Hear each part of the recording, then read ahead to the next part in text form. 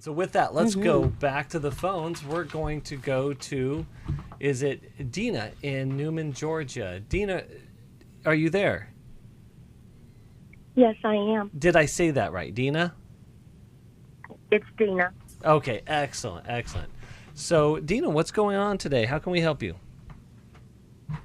I've been going over how to get this in a short frame. I am 59 years old, and my childhood was very traumatic. My mother had been married 8 different times. Whoa. And my father left my mother when I was 2. And during the time frame of growing up to the age of 15, I suffered sexual abuse from caregivers and family members, incest. So I didn't live with my mom till I was like 10. And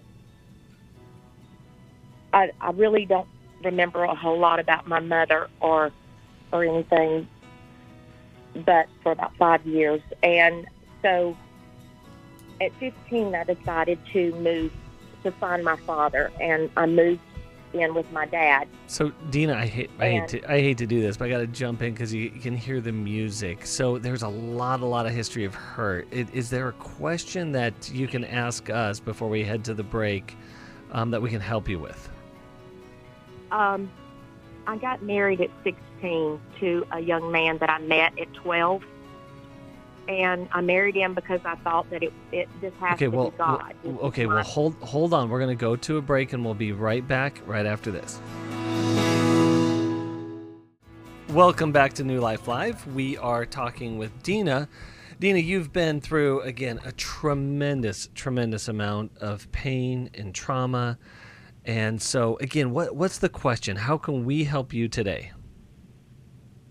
I'm in a 43-year marriage. Okay. With my husband, whom I love very deeply. He pursued me 4 years, and at 16, I felt like this has got to be who God wants me to be with. And I married at 16, and he was 23. Okay. And I was a Spirit-filled Christian at the age of 12. Okay. So the first year of our hold on. So Dina, I gotta stop you because we're not gonna have time to go into all of the story today. Okay. So what's happening with the marriage right now? Well, right now, over a period of abuse and infidelity and pornography that I have found, and gut intuitions that I believe was the Holy Spirit, I contracted herpes 2 on my 42nd wedding anniversary. That was my gift from my husband. And he denies that he's had Okay, so hold on. I need a question. How can we help you with this today? I filed for divorce in August. It has grieved me deeply. Yes. I feel like I'm not supposed to follow through with it, and I'm fighting for my marriage in every way I know, but my husband has totally disconnected, will not talk with me, won't come around me, doesn't want anything to do with me, and I don't know how to read that.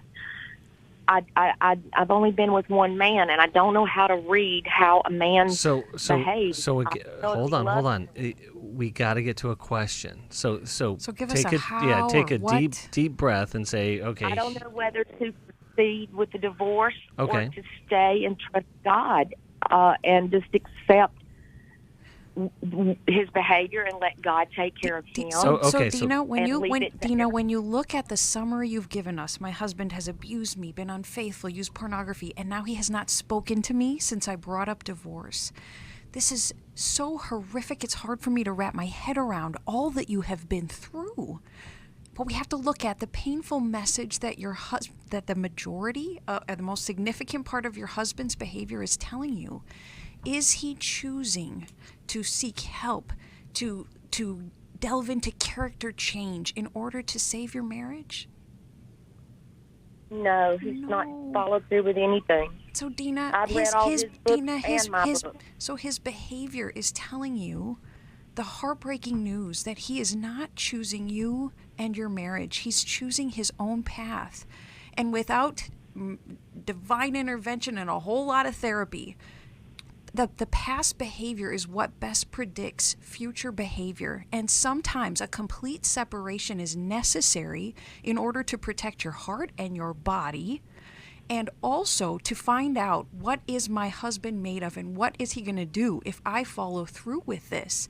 And all of his behavior is saying he's going to continue down the same hurtful path he's been on. And I hope to God I'm wrong, but that's what his behavior says. Tell me how you received that from me, because this is awful. This is awful news that I'm giving you.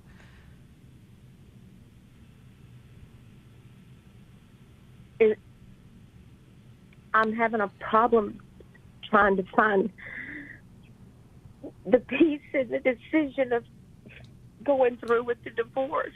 Do you feel peace when you do it? Dina, I'm hearing your tears, and those tears are so necessary because, sister, you've been holding on to a false hope probably for decades, that if you wish for it hard enough and you're a good enough wife, then you'll convince your husband to change. And it's heartbreaking that that's not the case here. And so you're hoping for peace. Sometimes that peace doesn't come except through your grieving process and the necessary, even biblical separation to be able to protect ourselves. So Dina, I hear you saying that you've read all of his books and your books, and I'm wondering if you've had any counseling in all of these years. You've had so much pain in your life. Have you had anybody that's helped you along the way? In my 30s, I went through counseling for sexual child abuse, and for the past probably 7 months, I have been in constant counseling. I'm in 8 counseling sessions a month. I'm in a small group. I'm in church. You're doing the work. I'm reading. I listen to these podcasts, and I just read a book called Worthy of Her Trust, and I've read Every Woman's Battle and so Every Dina, Man's if you ever see your husband start to do those things you've read in Worthy of Her Trust, then there's reason to hope for reconciliation. But in Matthew 18, we're told, after we have addressed that unrepentant, sinful behavior more than once, and that person is still perpetrating against us, then even the Bible tells us we separate ourselves from them. Okay, so I just want to finish one thought. And then, but here's the thing, Dina, you asked if you're going to have peace eventually. Whatever the decision is. God, I would be obedient to God. I don't want to do anything. Right, I hear that. And I think that what happens is it gets confused with the sadness that comes with divorce, no matter how justified it may be. And that's the reason why I asked if you had people around you to carry this with to carry this burden with you. And it's heartbreaking. But there's not much you can do if he is not willing to be part of the process. The best story would be if he was repentant and he was saying, okay, let's make this work, let's work on this, but he's not even speaking to you. And that's kind of telling about what the future is. So, and Dina, the fear that I hear is the trauma fear that you've experienced your whole life. If other people are displeased with me, they will hurt me and leave me. And your husband has been cycling that trauma in your life your whole life. I believe that this is one of the essential pieces for you to experience what I believe God wants you to experience. I don't believe that God wants you to give out any more love. I believe that God's will for you is to be able to receive his love for you as you are right now. Not as you think you should be, not as you would desire to be, but exactly as you are today. in your hurts, in your confusions, even in the midst of your sins. There's certain spiritual things we say that we think are helpful, that I actually think are unhelpful. And one of those things is that God loves us in spite of our sin. I actually don't believe that to be true, because Romans tells us that while we were still sinners, Jesus died for us. Jesus loves us in the midst of our sin. Now, if that doesn't blow our minds, I don't know what will, but that's how big his love is. And we experience that with other people as well. I believe that your husband is blocking that love. And it's time to separate. It's time to get safe. We're gonna send you more resources. We're gonna send you the Emotional Freedom Workbook. Again, I would also encourage you to attend that online as well, April 30th. Thank you all for being with us today. Again, we're going to be in here another hour, 1-800-229-3000. Give us a call if you're still listening. We'll get to you. And thanks for being with us today, and we hope you have a blessed one. Thank you.